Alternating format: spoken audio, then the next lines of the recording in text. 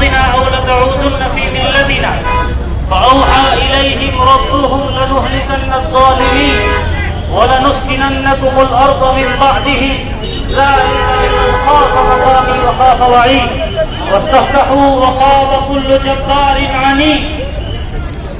محترم نوجوانوں اور امت مسلمہ کے غیرت مند نوجوانوں، پیپری چچوڑ کے باہمت اور غیور نوجوانوں، آج کا اجتماع ایک نئی آزادی کی بغل بجانے کے لیے ہوا ہے.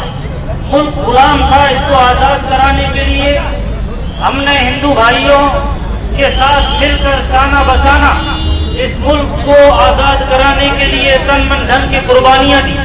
شاہ ولی اللہ نے اس کا خاکہ تیار کیا، شاہ عبدالعزیز محدث دہلوی نے اس کا نظام بنایا، سید احمد شہید نے اس کی تحریک چلائی، شیخ الہند نے روس، جرمنی، حجاز اور دیگر ممالک سے رابطہ کر کے اس ملک کو انگریزوں کے چنگل سے آزاد کرانے کی وہ جدوجہد کی، جس کے ڈانڈے ہندوستان سے استنبول تک ملا دیے گئے. سن 1803 سے مسلسل علماء کرام نے قربانیاں دی، سولی پر چلے، ہزاروں علماء شہید کیے گئے، مالٹا اور انڈمان کی جیلوں میں نظر بند کیے گئے، تب جا کر یہ ملک آزاد ہوا اور یہاں کے باشندے امن و شانتی اور بھائی چارے کے ساتھ مل کر رہنے لگے.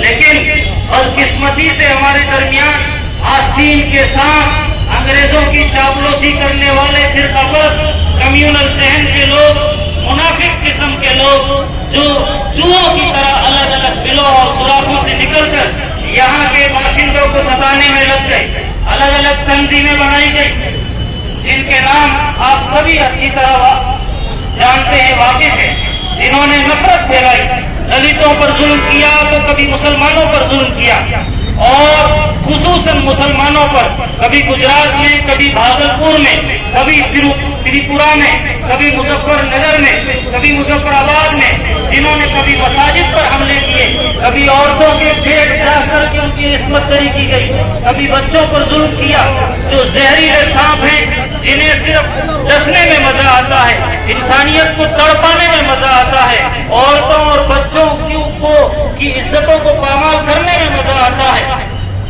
ایک تو زخم نہیں ہے، پورا بدن ہے سرنی، درد بیچارہ پریشان ہے کہاں سے اٹھے. محترم سامعین، اس دیش میں لگتا ہے عدالت نہیں ہوتی جس دیش میں انسان کی حفاظت نہیں ہوتی. ہر شخص سے کہہ دو سر پہ کفن باندھ کے نکلے، اپنے حق کے لیے لڑنا تو بغاوت نہیں ہوتی. ہم یہاں سرکار سے اور حکومت کے لوگوں سے اپیل کرنے آئے ہیں، تمہارے ان اوباش آوارہ گنڈے موالیوں پر نکیل کسیے اور کارروائی کیجیے، ورنہ جنہوں نے ہماری مسجدوں، قرآن اور نبی کی ذات پر حملہ کیا انہیں ہم ہرگز معاف نہیں کریں گے. ہم چونکہ مسلمان ہیں جو خدا کے ساتھ ساتھ، نبی کی ذات کے ساتھ ساتھ، قرآن کی تعلیمات کے ساتھ ساتھ انڈین قانون کو بھی مانتے ہیں، اور ہمارے سامنے قرآن پاک کی تعلیمات ہے، اللہ کے احکامات ہے، نبی کی تعلیمات ہے. اگر نبی کی یہ تعلیمات نہ ہوتی، جو اللہ کے نبی نے کسی موقع پر فرمایا تھا کہ کرو مہربانی تم اہل زمین پر، خدا مہرباں ہوگا عرش بری پر. کبھی آپ نے فرمایا جو تم سے توڑے تم اس کو جوڑو، تم ان کو معاف کرو جو تم پر ظلم کرے، تم اس کو دو جو تم کو نہ دے، تم پڑوسیوں کا خیال رکھو. یہ بھی فرمایا کہ وہ آدمی ایمان والا نہیں جس کا پڑوسی بھوکا سوئے. کبھی فرمایا کہ جو راستے سے تکلیف دہ چیز ہٹا دیتا ہے اس کو صدقے کا ثواب ملتا ہے. ہم ان تعلیمات کو ماننے والے ہیں.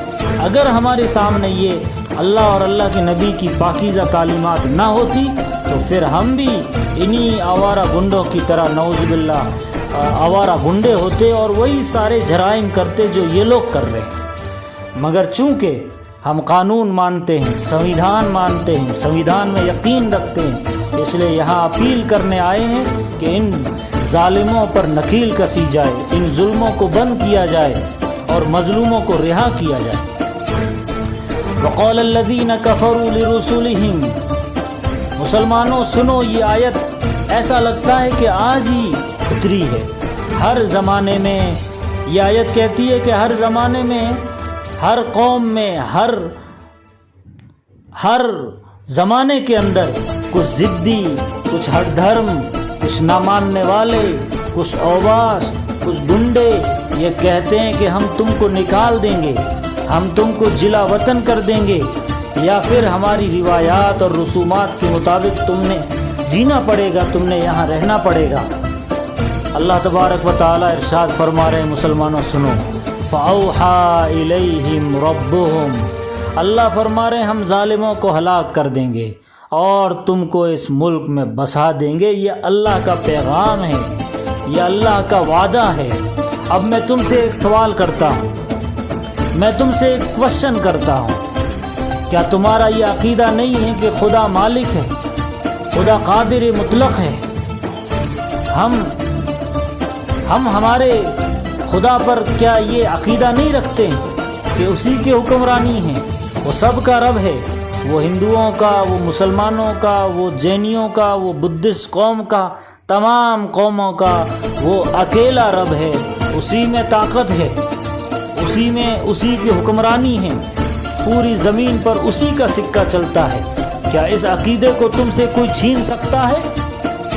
خدا کی کتاب ابدی ہے، خدا کی کتاب دائمی ہے، خدا کا قانون لازوال ہے، ہمیشہ ہمیش کے لیے آیا ہے، وہ تبدیلی سے پاک ہے، وہ ایک ایسا دستور حیات اور ایک ایسی گائیڈ بک تمہارے پاس نبی کے ذریعے اللہ نے بھیجی ہے کہ اس میں کوئی آج تک تغیر اور تبدل نہیں ہوا ہے، اسی کی حکمرانی ہوگی۔ ہمارا یہ عقیدہ ہے، خدا کی کتاب ہی کی حکمرانی ہوگی۔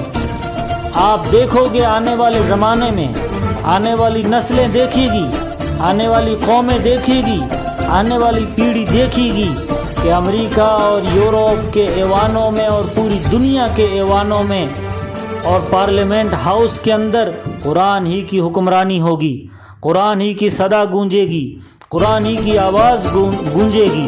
آنے والی نسلیں انشاءاللہ یہ قرآن کی حکمرانی دیکھے گی۔ کیا یہ عقیدہ قرآن پاک کے اوپر تم سے کوئی چھین سکتا ہے؟ کیا محمد صلی اللہ علیہ وسلم جو اللہ کے رسول ہیں، جو نجات دہندہ ہے، وہ سب کے نبی ہے، وہ آئیڈیل نبی ہیں اور وہ پوری انسانیت کے لیے نبی ہے، وہ رحمت للعالمین بن کر دنیا میں بھیجے گئے ہیں، جبکہ پوری دنیا کے مورخین نے، دنیا کے مفسرین نے جنہوں نے یہ تسلیم کیا ہے کہ نبی پاک صلی اللہ علیہ وسلم کی جو ذات ہے، ایسی ذات نہ کبھی دنیا میں آئی ہے نہ آئے گی۔ کیا یہ محبت اور یہ عقیدہ، کیا یہ نظریہ، کیا یہ عشق اور محبت اور یہ لگاؤ جو نبی کا تمہارے ساتھ ہے، کیا کوئی یہ چھین سکتا ہے؟ کوئی مانے یا نہ مانے، کوئی مانے یا نہ مانے، ایک دن ہمارا یہ عقیدہ ہے کہ ساری دنیا اسے تسلیم کرے گی۔ جو عزت کے ساتھ تسلیم کرے گا وہ عزت کے ساتھ آئے گا، ورنہ دنیا ناک رگڑ کر اس عقیدے کو تسلیم کرنے کے لیے اپنے گھٹنوں کے بل آئی۔ کیا تمہارا یہ عقیدہ نہیں ہے کہ اسی خدا نے فرعون کو ہلاک کیا، اسی خدا نے نمرود کو ہلاک کیا، اسی خدا نے ابراہیم کو آگ کے اندر صحیح سلامت رکھا؟ کیا یہ عقیدہ تمہارا نہیں ہے سورہ فیل کے اندر جو سنایا گیا کہ ابابیل پرندوں کے ذریعے سے ابرہہ کے لشکر کو اللہ نے تہس نہس کر دیا؟ کیا قرآن میں یہ تم نے نہیں پڑھا کم من فئۃ قلیلۃ غلبت فئۃ کثیرۃ باذن اللہ؟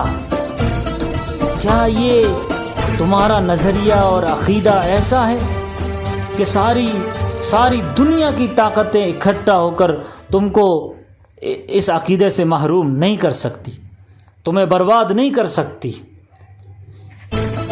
جس قوم کا یہ عقیدہ ہو کیا وہ دھمکیوں سے دبائی جا سکتی ہے؟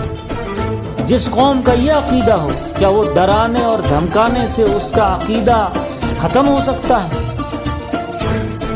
اور ایک دوسری حقیقت سنیے، ان ظالموں کی دوسری حقیقت سنیے، یہ اوباش اور آوارہ گنڈوں کی ایک اور حقیقت سنیے، جو اللہ اور اللہ کے نبی کی تعلیمات سے ہٹ کر جو نظریہ رکھتے ہیں، جو عقیدہ رکھتے ہیں، ان کی ایک مثال سے سمجھیے، ان کو ایک مثال سے سمجھیے۔ اللہ تبارک و تعالیٰ نے قرآن پاک میں ارشاد فرمایا، مثل الذین اتخذوا من دونہم اولیاء کمثل العنکبوت، اللہ کو چھوڑ کر جو دوسرے سہارے تلاش کرتے ہیں، جو دوسرے جو اپنی حکومتوں پر، اپنے بموں پر، اپنی طاقت پر، یا اپنی ٹینک پر، یا اپنی ٹیکنالوجی پر جو گھمنڈ کرتے ہیں، جو گن مشین پر گھمنڈ کرتے ہیں، جو بارود پر بھروسہ کرتے ہیں، اللہ فرما رہے ہیں وہ مکڑی کا جالا ہے جو جھاڑو سے صاف ہو سکتا ہے۔ وہ مکڑی کا جالا ہے جسے خدا ایک دم صاف کر دے گا، جو جھاڑو سے صاف ہو جاتا ہے۔ جیسے مکڑی کا جالا ایک جھاڑو سے صاف ہو جاتا ہے، ویسی ان کی حقیقت ہے۔ مثل الذین اتخذوا من دونہم اولیاء کمثل العنکبوت اتخذت بیتا وان اوہن البیوت لبیت العنکبوت۔ اس لیے تمام نوجوانوں، مسلمانوں، ہندوؤں، دلتوں سے میں یہ اپیل کرتا ہوں کہ سب مل کر متحد ہو کر یہ ارادہ کر لیجئے کہ ایسی ظالم حکومتوں کو اور ایسے ظالموں کو ہم ووٹ کے ذریعے، ہمارے سنویدھان اور قانون کا جو ایک دائرہ ہے اس کے ذریعے سے ہم اس حکومت کو اور ایسے ظالموں کو اس حکومت سے بے دخل کر دیں گے، ان کو یہاں سے اکھاڑ پھینکیں گے۔ اور کیونکہ یہ ملک جمہوری ملک ہے، یہ ڈیموکریسی ملک ہے، اس میں یہ ممکن ہے۔ اس لیے میں اپنے نوجوانوں سے یہ کہتے ہوئے بات ختم کرتا ہوں کہ جلال آتش برق و سحاب پیدا کر، جلال آتش برق و سحاب پیدا کر، اجل بھی کانپ اٹھے وہ شباب پیدا کر۔ تو کسی انقلاب کی آمد کا انتظار نہ کر، تو کسی انقلاب کی آمد کا انتظار نہ کر، جو ہو سکے تو خود ہی انقلاب پیدا کر۔ وآخر دعوانا الحمدللہ رب العالمین۔